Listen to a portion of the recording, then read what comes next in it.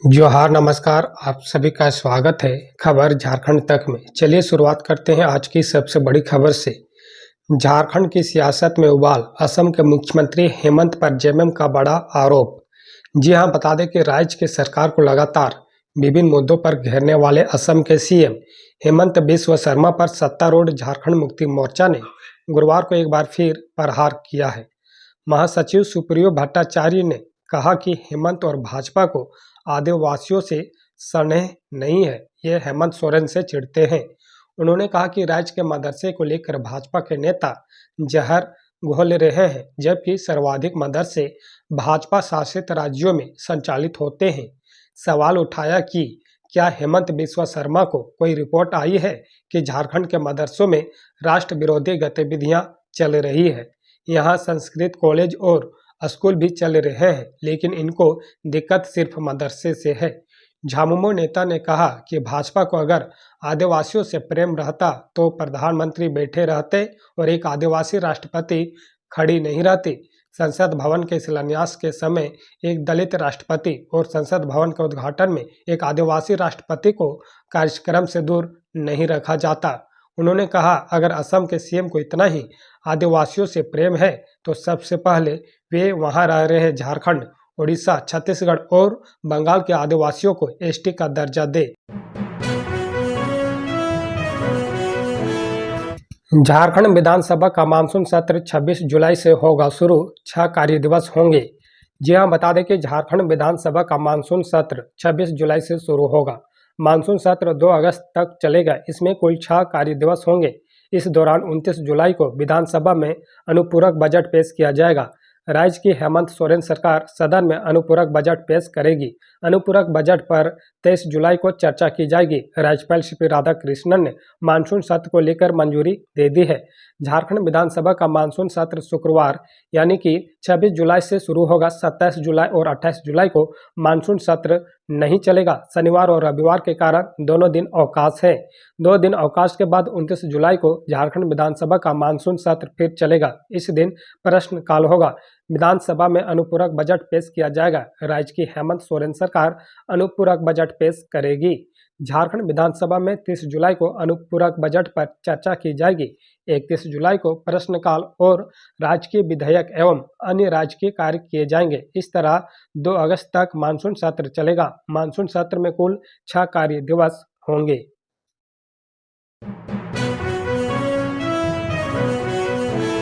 विधायक जेपी पटेल और लोबिन हेम्ब्रम पर दल बदल मामले में लटकी तलवार, 22 जुलाई तक जवाब तलब। जी हां, बता दें कि दल बदल मामले में आरोपित भाजपा के मांडू से विधायक जेपी पटेल और बोरियो से झामुमो विधायक लोबिन हेम्ब्रम की विधायकी खतरे में है। झारखंड विधानसभा सचिवालय ने दोनों के खिलाफ दल बदल कानून के तहत विवाद के बिंदु तय कर दिए हैं। बता दें कि इन्हें 22 जुलाई तक अपना पक्ष रखने के लिए कहा गया है।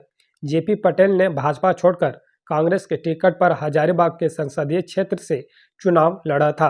लोबिन हेम्ब्रम भी झामुमो के प्रत्याशी के विरुद्ध लोकसभा चुनाव में राजमहल से प्रत्याशी थे।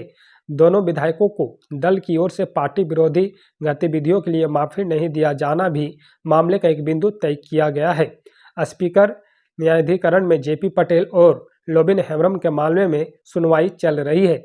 लोबिन हेम्ब्रम ने न्यायाधिकरण के समक्ष अपना लिखित पक्ष रखते हुए कहा कि उन्हें पार्टी विरोधी गतिविधियां नहीं की है। वे झामुमो के प्राथमिक सदस्य हैं। सुनवाई के दौरान झामुमो की ओर से कहा गया है कि लोबिन ने पार्टी के प्राथमिक सदस्यता छोड़ दी है। उनके खिलाफ झामुमो प्रमुख शिबू सोरेन ने स्पीकर न्यायाधिकरण में शिकायत की है। लोबिन को पार्टी से 6 साल के लिए निलंबित भी किया गया है। विधायक जेपी पटेल के खिलाफ दल बदल की कार्रवाई चल रही है।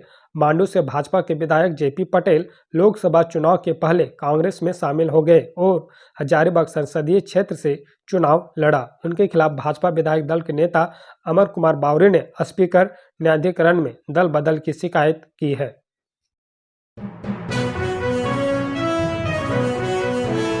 झारखंड में बदल रहा सियासी माहौल, कांग्रेस जेएमएम की अगली मीटिंग पर टिकी निगाहें, टकटकी लगाए बैठी आरजेडी। जी हां, बता दें कि झारखंड में तेजी से बदल रहे राजनीतिक माहौल में अभी और भी गर्माहट आएगी जब भाजपा और कांग्रेस के सीनियर नेता आपस में एक दूसरे के विरुद्ध मोर्चाबंदी करेंगे। दोनों पार्टियों में शीर्ष नेताओं का आगमन झारखंड विधानसभा चुनाव के मद्देनजर हो रहा है। कांग्रेस जहां अपने हिस्से की सीटें बढ़वाकर उम्मीदवारों के चयन में लगेगी, वहीं भाजपा आजसू के साथ गठबंधन में आगे बढ़ेगी। दोनों दलों के बीच सीट के बंटवारे को लेकर भी इस दौरान शुरुआती चर्चा हो सकती है। झारखंड में कांग्रेस के प्रभारी गुलाम अहमद मीर इस सप्ताह के अंत तक 19 अथवा 20 जुलाई को झारखंड पहुंचेंगे। उनके पहुंचने के साथ ही झामुमो और कांग्रेस के शीर्ष नेताओं के बीच सीटों के बंटवारे को लेकर औपचारिक बातें होंगी। जिन सीटों पर कांग्रेस के उम्मीदवार कमजोर पड़ते हैं अथवा जहां झामुमो के उम्मीदवार कमजोर प्रदर्शन करते हैं, उन्हें बदला जा सकता है। फिलहाल राजद को कांग्रेस के कोटे से सीटें मिलनी है, इसलिए कांग्रेस अधिक सीटों पर दावेदारी कर रही है ताकि अपने हिस्से से राजद को सीटें दे सके। दूसरी ओर झामुमो में भी अधिक सीटों पर चुनाव लड़ने के लिए नेताओं का दबाव है। दोनों दलों के बीच समझौता होने के बाद अगली कड़ी में भाजपा से मुकाबले की रणनीति पर काम होगा। कांग्रेस इसी बात को प्राथमिकता दे रही है। पार्टी चाहती है कि भाजपा को मुख्य मुकाबले में आने से रोका जा सके।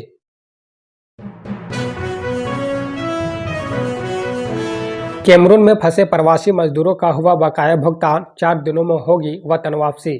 जी हां, बता दें कि दक्षिण अफ्रीका के कैमरून में फंसे झारखंड के 27 प्रवासी मजदूरों को वेतन भुगतान हो गया है। 4 दिनों में उनकी वतन वापसी होगी।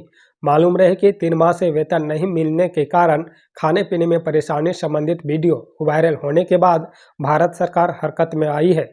आखिरकार भारतीय दूतावास की मदद से झारखंड के विभिन्न जिलों समेत सरिया के चिचाकी के फंसे मजदूर शुक्र महतो की वतन वापसी को लेकर संबंधित कंपनी व मजदूरों के बीच सफल वार्ता हुई। इससे संबंधित जानकारी प्रवासी मजदूरों ने लिखित बयान जारी कर दिया है।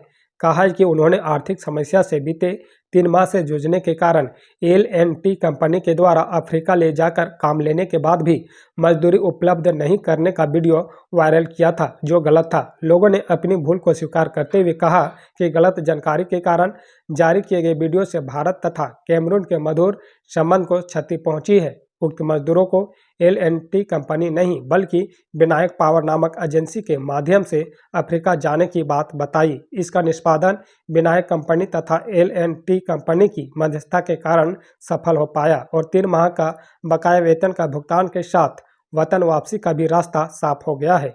उक्त खबर की सूचना पर प्रवासी मजदूरों के परिवार में खुशी की लहर देखी जा रही है। इस कार्यक्रम के लिए परिजनों ने भारत सरकार के प्रति आभार जताया है।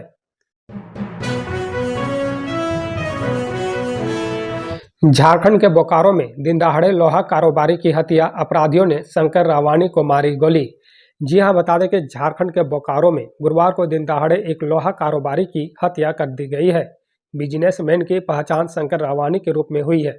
जानकारी के मुताबिक सेक्टर 9 में बाइक और कार सवार अपराधियों ने शंकर रावानी की गुरुवार की सुबह गोली मारकर हत्या कर दी। घटना के बाद कारोबारी की लहूलुहान स्थिति में बोकारो जनरल अस्पताल लाया गया, जहां चिकित्सकों ने उन्हें मृत घोषित कर दिया। पुलिस जांच पड़ताल में जुटी है।